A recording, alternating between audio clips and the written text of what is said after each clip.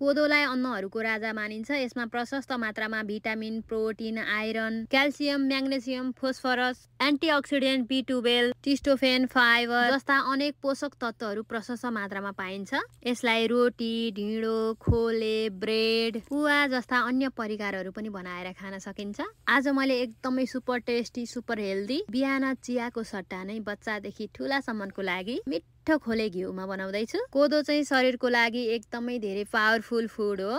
यसमा जे चिजहरू पाइन्छ त्यो सबै हाई क्वालिटीको हुन्छ, साथै गुड क्वालिटीको पनि हुन्छ।